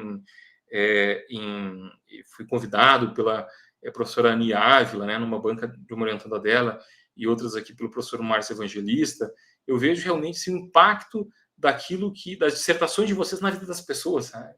E isso é uma coisa, acho que é um grande diferencial do mestrado profissional. Essa preocupação que se tem com o impacto na vida das pessoas, né? Então, em relação a artefatos e produtos, né? Os artefatos e esses produtos que vão estar anexos à dissertação são alguns dos produtos que também devem ser apresentados. Mas, como eu falei, pode ser um programa de computador, pode ser uma ação com impacto na vida das pessoas, em que você vai anexar, naquele exemplo que eu mostrei ali, um card, né? Que falava da ação cidadania, os serviços que são ali trazidos, descrevendo o conjunto de pessoas que foram atingidas, né? Então, eu acho que isso é muito interessante. Outras questões que eu vou, né, que a gente pode colocar aqui, eu até compartilhar, mas acho que vou ficar compartilhando e saindo, talvez, eu não sei se geraria algum prejuízo aqui, eu abri algumas telas, eu vou mostrar, por exemplo, uma tela, deixa eu ver se eu consigo aqui, por algum motivo não estou conseguindo abrir, que o professor Márcio Evangelista me enviou, né? Eu achei muito interessante. Deixa eu ver se eu consigo abrir aqui. Uma cartilha, por exemplo, de acesso à justiça no Juizado Especial Civil Comarca de Novo Gama, né? Em que uma orientanda do professor Márcio, não sei se ele consegue compartilhar, não estou conseguindo, infelizmente, não estou conseguindo compartilhar no arquivo PDF. Não sei por eu fui examinador, né, da professora Ni. Esse é da professora Ani Ávila, exato. Por algum motivo eu abri, ele não está compartilhando aqui. Mas se você conseguir compartilhar, Márcio, seria bem interessante. Esse é da professora Ani Ávila, perfeito. E tem alguns produtos também que eu queria compartilhar, ou seja, mostrar produtos de vocês mesmo, né? E me parece são muito interessantes, assim. E eu acho que isso é uma coisa interessante, a gente ter, né, como produtos, alunos trazerem as dissertações com uma metodologia rigorosa e trazerem também um artefato, uma cartilha. Pronto, essa é a cartilha que eu não estava conseguindo compartilhar, estou com o arquivo aberto, mas por algum motivo não está compartilhando.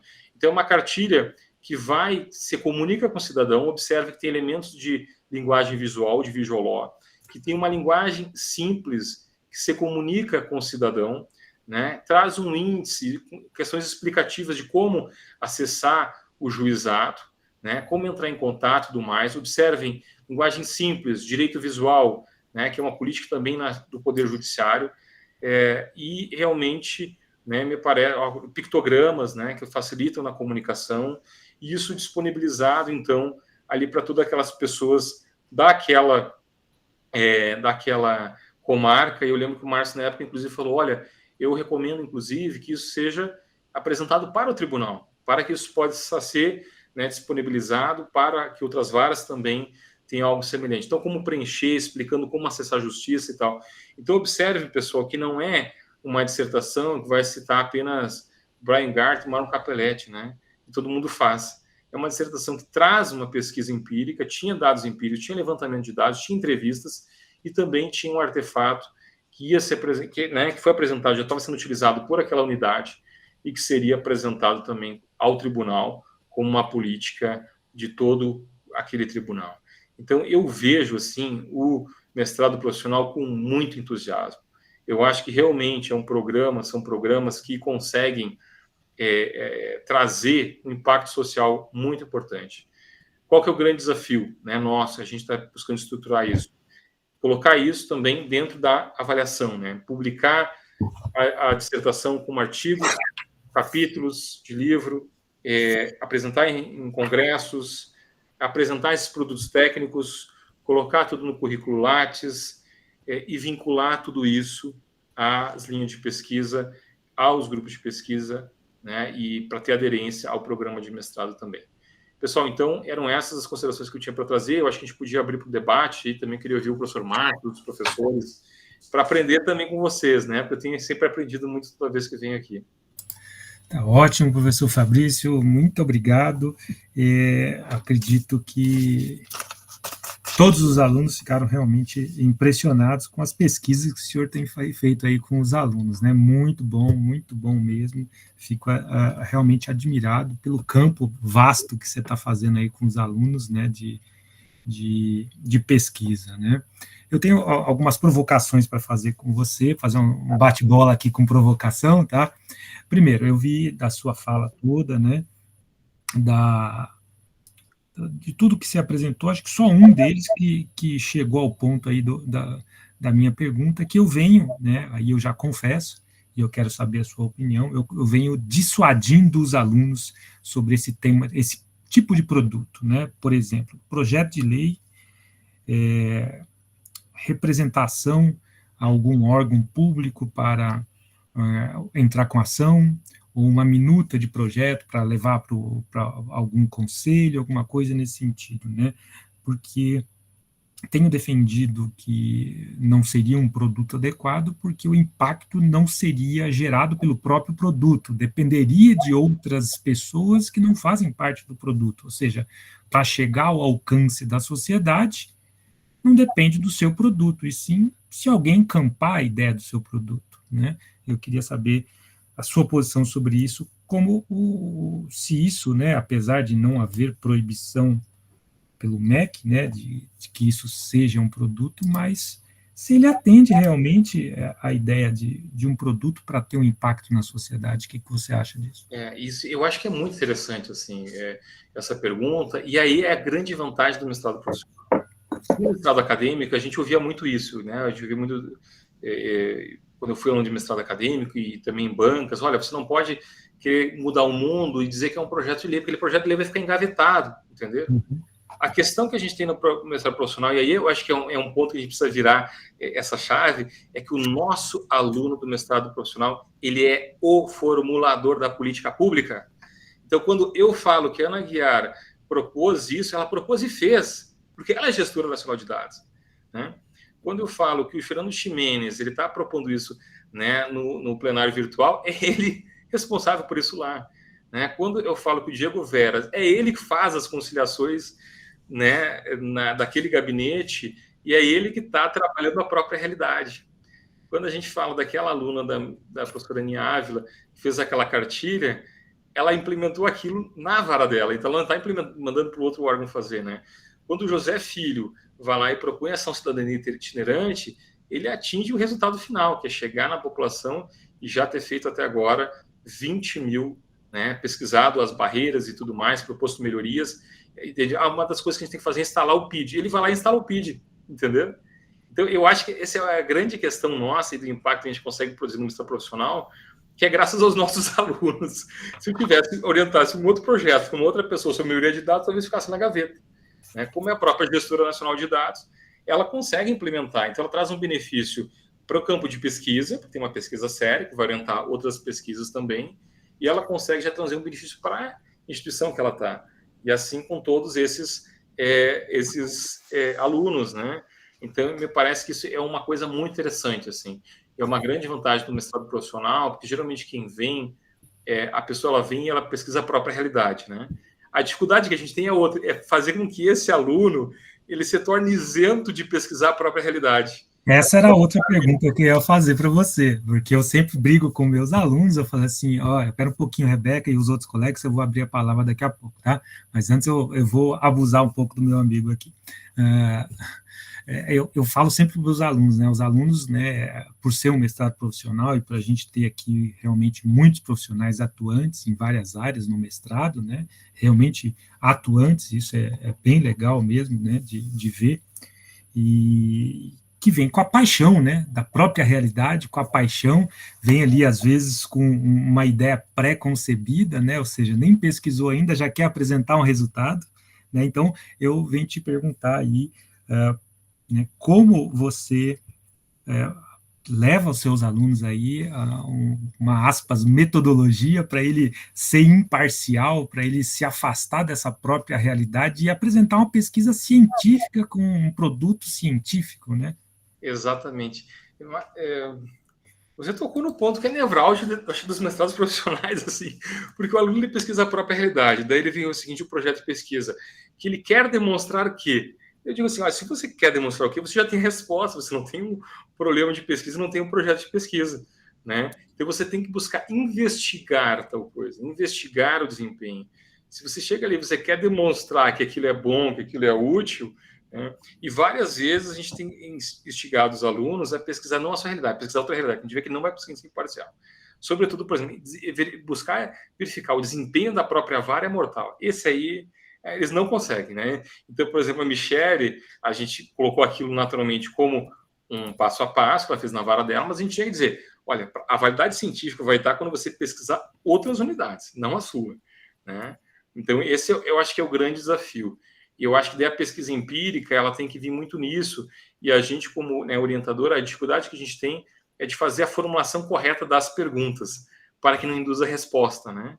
Então, a gente diz, olha, você tem que fazer a pergunta, eles querem contextualizar muito, tendo em vista que isso melhorou isso, aquilo. Não, você está induzindo a resposta, você tem que saber que você tem que perguntar e a resposta tem que poder vir negativa sobre aquele ponto.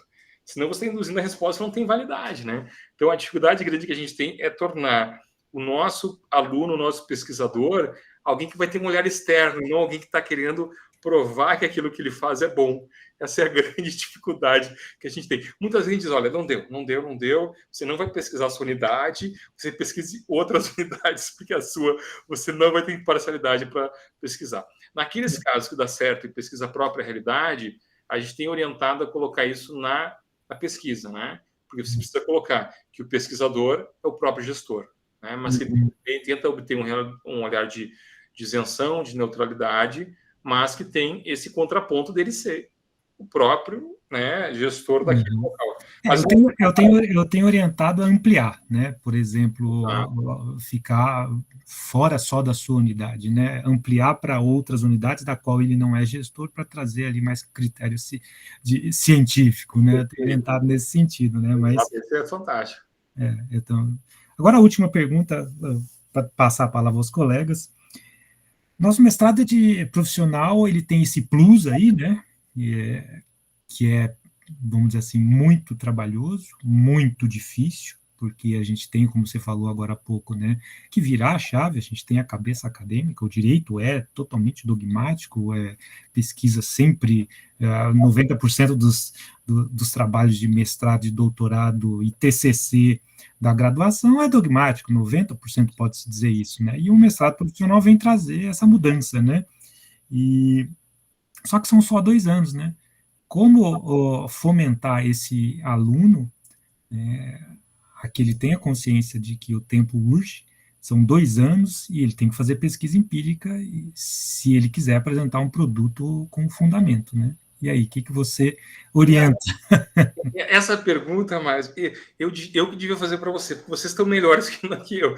Os seus orientandos, eles qualificam um ano antes, os meus qualificam com 6 meses, entendeu? Então, você teria mais propriedade para responder que eu, porque você mano militar, né? Os meus orientandos são mano militar, né? Eu tô ali.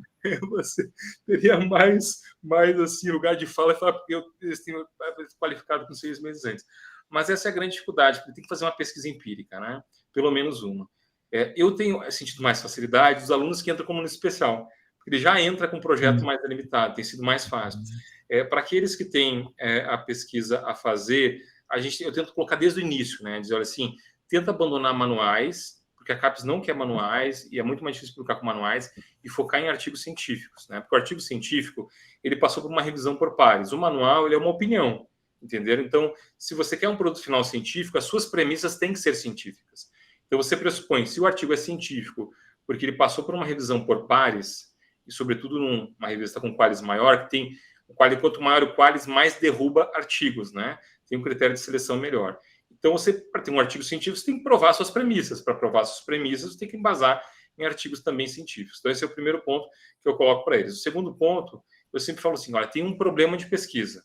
Se você não tiver um problema de pesquisa, você vai escrever sobre um tema, e escrever sobre um tema, você vai ter um trabalho de opinião dogmático. Vou dissertar sobre... Não. Você tem que ter um problema específico. Essa é bem legal, que o Reinaldo Lima Lopes fala isso, né? Ele fala no livro dele lá, aquele Direito e Compasso, né? Ele fala assim, o aluno chega para mim, eu quero escrever sobre isso, né? Eu falo, mas tá, qual é o seu problema? Ele falou que já arranjou briga com o aluno. Pô, mas não tem problema nenhum, eu vim aqui estudar, né? Então... Exatamente. Então tem que ter um problema e é fácil, eu dou uma formulazinha assim. Para você fazer o problema, você coloca o seguinte assim, considerando, e coloca o marco teórico, vírgula, e daí você faz uma pergunta, certo? Quando você vai fazer as hipóteses, pense que a hipótese são relação entre variáveis, certo? Então, são relação entre variáveis. Hipóteses são relação entre variáveis, certo? Então, a sua, por exemplo, hipótese que é quanto melhor a liderança, mais melhor o desempenho da unidade, entendeu? Quanto maior a liderança do juiz, maior o desempenho da unidade. Então, você tem duas variáveis que você precisa medir elas, entende? Você não pode ter hipóteses que você não pode medir. Então, você não, sabe? Eu quero demonstrar que tal coisa melhora a democracia. Pessoal, como é que você mede isso, entendeu? Você não consegue medir, você não tem um problema de pesquisa, não é mensurável, né? Então, você precisa saber que você precisa ter hipóteses, relacionar variáveis que vão mensurar. Precisa ter um problema de pesquisa que tenha um marco teórico definido e depois faça uma pergunta de pesquisa em cima desse marco teórico, em cima de construtos teóricos. Por exemplo, cadeira é uma coisa do mundo dos fatos. Governança não é uma coisa que você toca, é um construto teórico, entenderam? Então, quando eu falo de desempenho, accountability e recurso e estrutura, são dimensões da governança, tem construtos teóricos.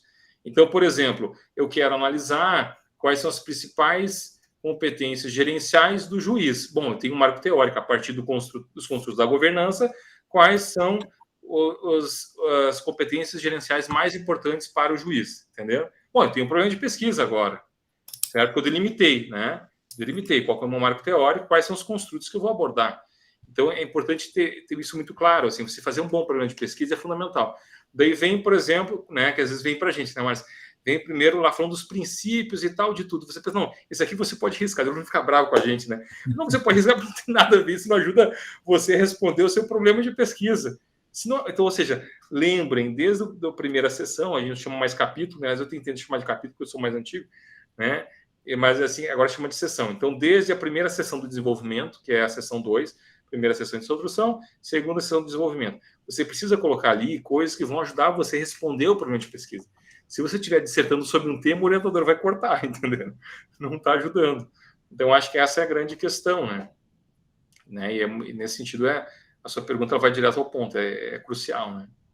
O tempo é crucial, né? Eu venho, né, realmente tratando bastante disso, né, tanto na disciplina de metodologia como em outras disciplinas, mas meus orientandos eu fico mano militar aí com eles para apresentar, né? Graças a Deus hoje eu estou com 4 orientandos, todos qualificados com menos de 1 ano, né? Então realmente já fizeram aí o papel, eu acho que o orientador agora está mais tranquilo, né?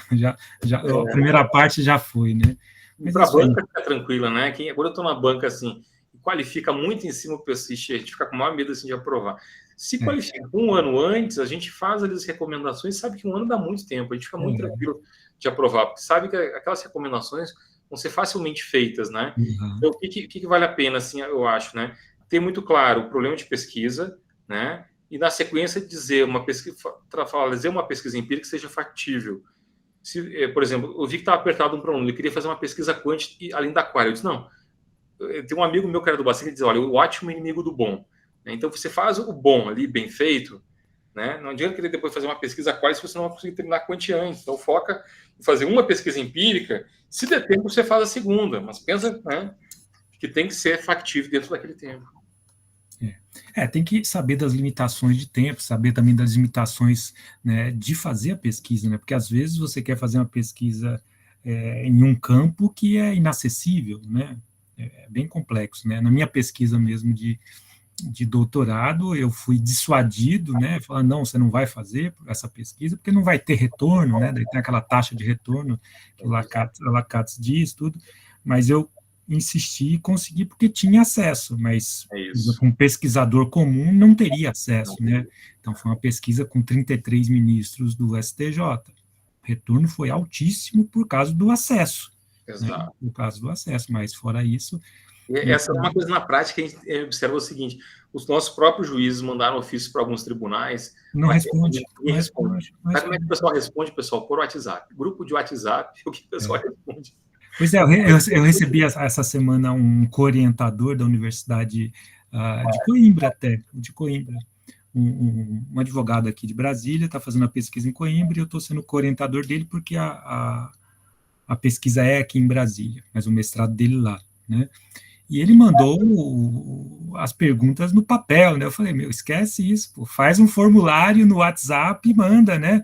Aí ele falou, o orientador lá não quer, o orientador é old school, né? Tem os seus quase 90 anos lá, o orientador, e ele não quer que seja pelo WhatsApp. Eu falei, o retorno vai ser 10%, né? Isso. Ninguém imprime, escreve e manda de volta, mas tem que ser fácil. Outra coisa também, uma pergunta que eu quero, para finalizar mesmo, viu, Rebeca? Daqui a pouco te dou a palavra. Questionários, mesmo que seja fáceis, assim, né, pelas redes sociais, redes mundial do computador, né, e-mail, qualquer coisa, formulário Google, formulário Teams, tudo. Eu vi outro dia uma pesquisa com 45 questões, né? Não responde. Eu quero saber a sua opinião. Para mim, passou de 10 e o cara não responde, pô. É isso. Só não responde formulário muito grande. Então, assim, no máximo, estourando 20, né? Lembrar que o formulário tem que ter, primeiro, uma avaliação de especialistas, né, na área, então passa para os professores. Então, pode ser perguntas de resposta sim ou não. Você tem que colocar uma escala, né, de 1 a 5, ou de 1 a 7, 1 a 10, justificar a escala. E também é importante antes fazer um teste, né, com pessoas que eventualmente seriam entrevistadas, que depois você exclui, mas para saber se ela entende a pergunta, sabe? A resposta pode ter viés, pode ter um monte de coisa. Então, tem um passo a passo para validar o questionário, para depois enviar, né? Mas tem que ser isso, tem que ser algo que facilite depois e facilite a coleta. Então, o Google Forms depois também facilita a coleta e o cruzamento de dados, percentuais, né? Então, exatamente o que você falou, né? Se não tiver um canal fácil, se for um canal só formal, a gente vê que o número de respondentes é pequeno. Qual que é o problema disso? Eu vou dizer, eu posso fazer igual? Pode, mas você não vai ter validade estatística.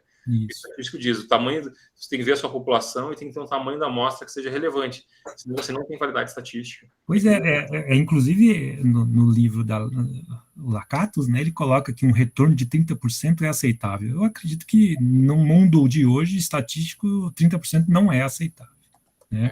Mas está lá no livro dela, que ela coloca, que 30% seria aceitável. Mas é porque ela estava num mundo, né, analógico e que realmente a dificuldade de obter as respostas era maior. Agora, hoje, 30% eu acredito que estatisticamente não é uma resposta aceitável de uma pesquisa, né? É isso aí. Fabrício, muito obrigado por você ter respondido aí esse nosso bate-papo, e agora a palavra está com todos aí, começando com a Rebeca. Levantem a mão aí para fazer a filinha aí, quem for fazer perguntas. Vamos lá, Rebeca. Professor Fabrício, obrigada pelas orientações. Eu sou egressa, né, do IESB. O meu produto foi um livro, o título Teleassédio Moral no Teletrabalho. Então, esse produto me deu muita satisfação, assim, de ver o seu trabalho, a sua pesquisa publicada, né? O projeto foi um projeto de lei, aí o professor Márcio, eu tive acesso porque eu trabalhava na Câmara Legislativa e o deputado Yolando apresentou o meu projeto. Então, assim, é um tema, o teleassédio novo, por causa do teletrabalho também, uma coisa nova, e aí foi bacana, assim. Inclusive, eu tenho vários artigos para publicar ainda, e eu nem sabia que ainda contava para o programa. Vou botar tudo no Lattes, viu, professor Márcio? Isso. Conta assim, são 2 anos, salvo engano, né? Conta, depois de você sair, né? 5 anos. Então, assim, eu tenho vários como capítulos de livro pela editora Dialética. Eu não sei qual é a classificação dela. Realmente, agora, depois que o senhor falou, eu me preocupei. Se não for boa, eu estou frita. Não, livro acho que não tem essa pontuação, né? Artigo científico de revista é que tem pontuação, né? Entendi. Mas, de qualquer jeito, fala. Obrigada. Não, pode perguntar, pode perguntar. Não, com relação a isso, né? Que capítulo de livro, você falou que tem uma classificação diferenciada também, né? E a minha dúvida era sobre isso, né? Essa é uma questão interessante pelo seguinte, assim, porque a classificação tem uma classificação L, né? Que é dada, que é muito, muito complexa, assim. Então, por exemplo, livro, editora do programa conta menos, editora fora do programa conta mais, né? Um dos critérios lá, né? Então, se tiver conselho científico, conta mais. Se não tiver conselho científico, conta menos. Se for livro premiado, conta mais. Então, são vários critérios lá que é bem difícil de analisar, entendeu? A gente realmente não sabe como a CAPES, como o avaliador, ele pontua isso, né? Porque tem uma série de critérios, mas a gente não sabe. É muito difícil conseguir o L1, É muito difícil, né? Entendi. Então, um livro conta até 300 pontos. Na classe L1 conta 300 pontos. Um capítulo de livro L1 conta 100 pontos, certo? Para ter um comparativo, um B1, um Qualis B1, de uma revista, conta 80 pontos. De outro lado, se for um congresso internacional top, o E1 conta 100 pontos, certo? Entendi, professor. Então tudo tem as pontuações ali, né? Você coloca o seguinte assim: ficha de avaliação da área do direito, ficha de avaliação da área do direito CAPES. Coloquem isso no Google, que vai aparecer a ficha, e olhem lá pela página, acho que é 16 para frente, que fala de... Tá junto, né? Programa acadêmico todo, e depois o programa profissional todo. A partir da página 16 começa o programa acadêmico, lá tem toda a classificação, a pontuação e tudo mais. Mas tudo que você colocar, eu vou dizer, só vai contar para o programa. O pessoal às vezes fez o livro, vai contar para o programa. Não conta nada se não colocar no Lattes, pessoal. Então, tem, professor, tudo no Lattes. Obrigada, viu? Obrigado, Rebeca, foi ótimo. Obrigado pela pergunta. Pessoal, estão com a palavra aberta aí. Mais alguém? Vamos lá, gente, tirar as dúvidas agora com o colega aí. O Fabrício é o expert em produto aí. Vocês viram todos os produtos que ele apresentou aí, dos seus pesquisadores aí, um campo bem aberto. Ninguém com dúvida? Pois é, então... Diga, Fábio. Vamos lá, Fábio. Boa noite, professor Márcio. Boa noite, professor Fabrício Lunardi. Prazer em revê-lo aqui no sessão da... Bom, que prazer. Fábio é do CNJ, cara. Nossa, ele é uma figura fantástica. Eu participei do trabalho lá, ajuda demais, viu? Nossa, Fábio, vocês têm uma pessoa fantástica aqui no programa. É meu aluno orientando, olha que beleza. Nossa, eu não sabia. Fantástico. Não, o Fábio é fantástico. Assim. E que sorte ele realmente... E sorte dele ter orientador com você também, né? Sorte que ele foi um orientador muito bom e agora ele está trazendo excelente palestrante. Mas uma dúvida pontual, bem simples, professor Fabrício. A cartilha em si, ela tem uma técnica bastante simplificada de apresentação de conteúdo, ou ela pode ser um pouco mais elucidativa, então um pouco mais, algo mais parecido com um mini livro, alguma coisa nesse sentido? Porque a gente tem vários públicos para a cartilha. A cartilha é para o público jurisdicionado, a cartilha para o público mais entendido do assunto deve ser de outra forma. Como a gente pode ter a cartilha? Eu acho que depende sempre da intencionalidade, né? E do público. Você colocou, por exemplo, teve aquela cartilha sobre a questão de gênero e tal, né? Que foi publicado, lembra? Até em parceria com o CNJ, também foi com parceria com o CNJ. Então, o público lá é um público diferente, é para magistrados, né? Então, linguagem de gênero, como o juiz, né? E a juíza se comportarem, para a questão de linguagem de gênero e tudo, né? Pode ser um público que seja, eventualmente, usuário da justiça. Isso varia de lugar para lugar também, né? Tem que ter uma linguagem que atinja e pense nas regionalidades daquele lugar. Então, fixar o auditório, né? Como diz lá o Perman, né? O auditório é um auditório universal, daí você tem que se preparar para todos, ser um auditório particular, né? Como o Perman falava. É um conjunto de pessoas ali, especialistas, por exemplo, a linguagem e o volume, né, dessa cartilha. Por exemplo, pessoal, só para dar um exemplo, eu faço um comunicado com Visualog nas minhas audiências. O nosso tribunal fez 4 vídeos de 5 minutos. A gente descobriu que ninguém assistia 4 vídeos de 5 minutos. Eu sabia que para testemunhar uma coisa rápida, tinha que ser um card de uma folha com 4 itens, entendeu? Se fosse uma cartilha, não ia ler para se preparar para a audiência. E os seus pontos principais, né? Que a gente envia na minha vara todo dia, aquilo ali. Então, você vê, eram 4 frases, uma coisa para testemunha. Para o jurado... aquele grupo de trabalho, Fábio, você lembra? Teve um vídeo instrucional que foi produzido naquele grupo de trabalho lá, que a gente estava no Tribunal do Júri, um vídeo instrucional. Aquele vídeo instrucional era para o jurado. O jurado vem e ele fica o mês inteiro. Ele precisava ter informações sobre como o júri acontece. Então, eles realmente, né, o juiz de júri, ele realmente assistia o vídeo, entenderam? Então, você vê que para diferentes públicos, e às vezes até o mesmo nível socioeconômico, mas os interesses são diferentes. O jurado vem e fica o mês inteiro. Ele precisa se informar porque ele vai julgar. A testemunha vem e quer se livrar daquilo, entendeu? Então, um card, o máximo que ela vê. Então, eu acho que um magistrado seria diferente, né, a apresentação. Então, depende, acho que, muito do público, né? Tanto a forma de apresentação quanto o volume, né? Eu acho que é muito isso mesmo. Obrigado, professor. Obrigado, Fábio. Obrigado pela pergunta. Ótimo. Euvan? Opa, boa noite. Tá dando para me ouvir bem? Sim. Ouvimos bem. Queria inicialmente parabenizar pelo professor pela brilhante apresentação e também a universidade por esse evento que é muito importante para a gente, né?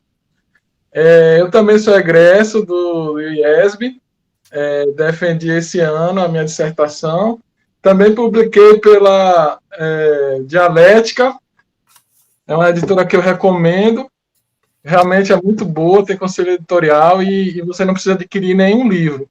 Você paga só pela publicação, né? Aí o meu tema é habeas vitae, remédio constitucional de proteção do direito à vida em atual ou iminente risco de morte.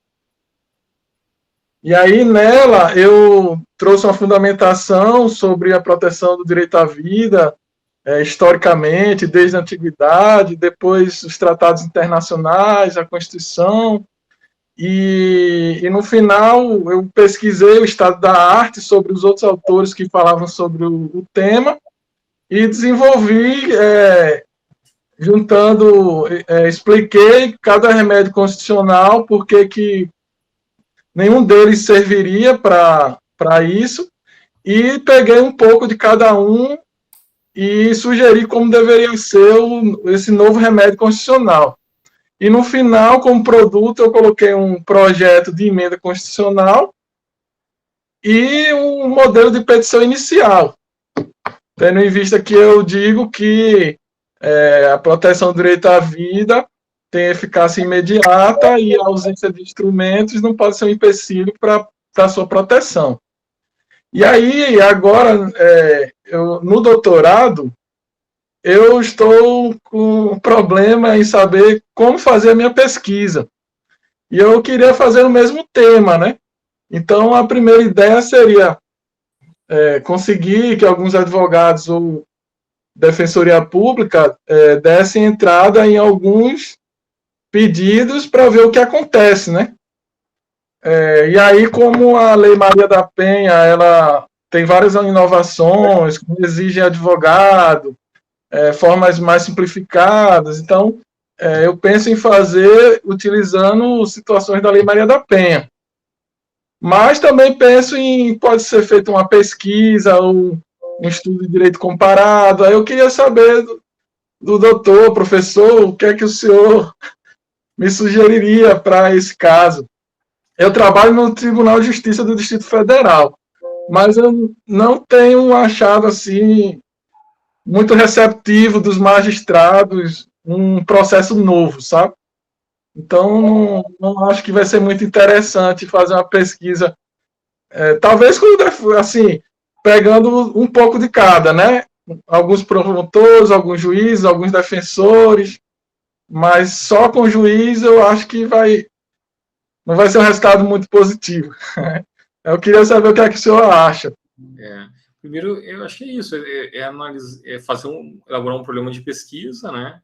Que tem um construto teórico e, claro, eu vejo que você tem preocupação com o impacto na prática e depois pensar na pesquisa empírica.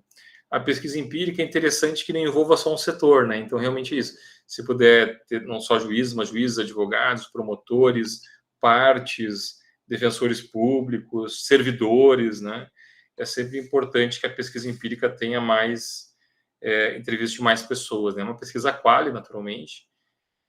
Mas é isso, eu acho que pensar se pode continuar, pode, né? Desde que não tenha esgotado.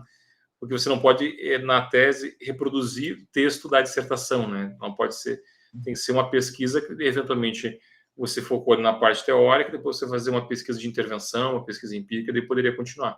Mas teria que ser uma coisa diferente. Mas acho que é mais ou menos isso, assim, né? Às vezes o tema instiga quer continuar, mas tem que lembrar disso. Às vezes a pessoa cansa de pesquisar o mesmo tema também, né? Daí você quer trocar e tal, mas tem que lembrar isso, tem que ter alguma coisa nova, né? Que vai ser um outro texto e tudo mais, não pode repetir pedaços. Isso é mais uma dificuldade, razão pela qual muita gente acaba, às vezes, trocando, né, o próprio tema e o problema de pesquisa. Mas vai dar certo, força aí que vai dar certo. Eu penso em fazer um estudo de direito comparado também, né? Tendo em vista que o habeas corpus e o amparo, eles não passaram pela chamada doutrina do habeas corpus aqui no Brasil, né? E pode ser que alguns países não se limite só ao direito de liberdade. Então eu penso em pesquisar, mas aí eu teria que entrar a fundo em vários sistemas de vários países, né? Assim como é nos Estados Unidos, na Argentina, no México, na Espanha. Então ficaria muito difícil isso, né? A dificuldade de pesquisar outros sistemas é porque a lei prevê uma coisa, mas não é só a lei, tem a jurisprudência, tem as questões práticas, você tem uma dificuldade de compatibilizar os sistemas, entendeu? Por exemplo, assim, tenta traduzir vara judicial, entendeu? Sério, só isso já é difícil. Você fala, por exemplo, em tribunal, nosso Supremo Tribunal Federal, o pessoal acha que é o chamado Tribunal Supremo dele, só que o Tribunal Supremo, geralmente, na Espanha, o Tribunal Supremo, ele é o nosso STJ, entendeu? E o Tribunal Superior lá é o Tribunal de Segunda Instância. Em Angola, por exemplo, eles chamam o Tribunal de Apelação, você entendeu? Então, assim, os sistemas são muito diferentes. Daí você fala, a justiça, os magistrados. Se falar magistrados em Portugal, eles falam, tem os magistrados do Ministério Público e os magistrados do Judiciário.